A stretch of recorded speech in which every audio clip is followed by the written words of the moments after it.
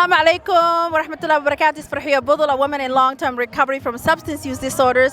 We are here today at the Walk for Recovery's Minnesota Recovery Connections. Walk for Recovery Walk for Recovery. What that means is we are here with the recovery community, really amplifying our voices and reducing the stigma and shame and bringing awareness to recovery at the state capitol. Alhamdulillah. As you all know, we've been doing awareness and education for our East African community, and we want to also invite all of you next year, inshallah, to be here with all of us, reducing the stigma and shame in our community. You see around me what's happening, like recovery is happening here in Minnesota. Alhamdulillah, wallahi aad iyo aad baan ugu faraxsanahay.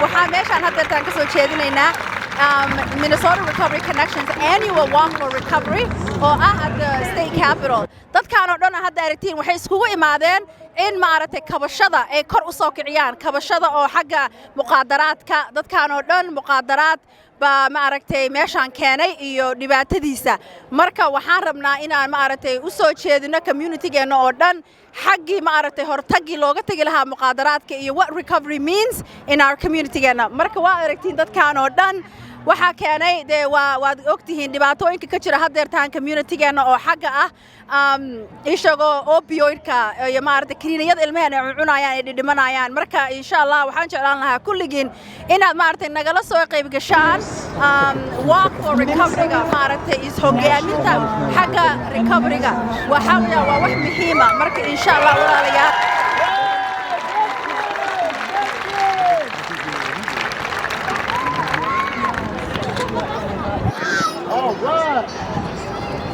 السلام عليكم magacayga waa Yusuf Shaafici waxaan la shaqeeyaa xarunta Alliance Wellness Center la dhaho Bloomington ku taasho maanta waxa uu imaanay meeshan recovery month waa bishan so we here to talk about recovery dadkeena dad badan baa maartay Soomaalideena dad badan baa maxaa la lahaay oo balwad isticmaalaan marka waxa uu imaanay meeshan inaan community-ga weysiino wax laga bixi karo waaye wax la daaweyn karana way tahay soo dhawaadaan leeyahay insha Allah.